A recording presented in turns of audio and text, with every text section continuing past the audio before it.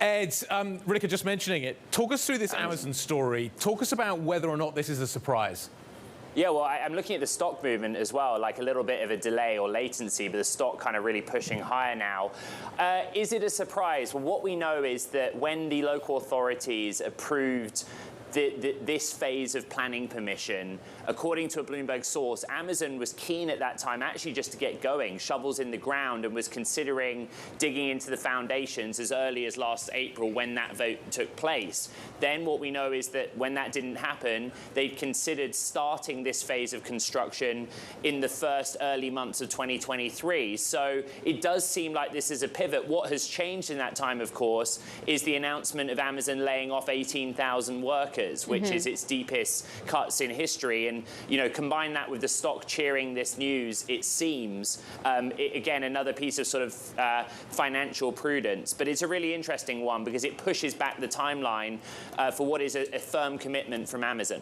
So I also have to wonder, Ed, how much of this is maybe not finding the right labor or the right kind of supplies? Like, I appreciate that they're rethinking their office space. I appreciate that they're cutting jobs. But, like, building something is obviously different than, like, workers in a warehouse. Do we know how much of this is impacting decisions? Well, so the first phase of many is basically almost completed out in Arlington, Virginia.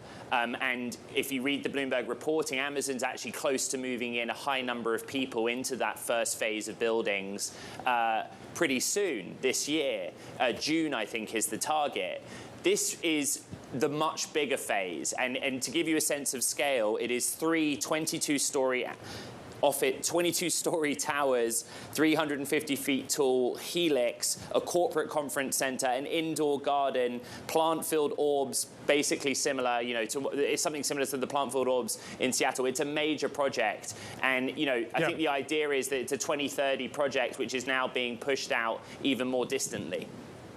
Is it just Virginia? What's happening in Washington? What's happening elsewhere? They've also got other sites that they've been pushing too. I appreciate maybe not as big as this, but is this a kind of complete clampdown on building elsewhere outside of kind of Seattle, etc.? Well, the first phase that I was talking about, moving those employees into new facilities, does include the facility near the Pentagon, for example. You know, I think what Amazon is doing as well is making pretty targeted cuts. So at the same time, you know, what we've discussed in our reporting is AWS, for example, not seeing as deeper cuts. Areas like marketing, HR, and the devices business have. And the real estate that Amazon's working on kind of corresponds to different business areas. So it depends where they're cutting back as much as where they're moving forward.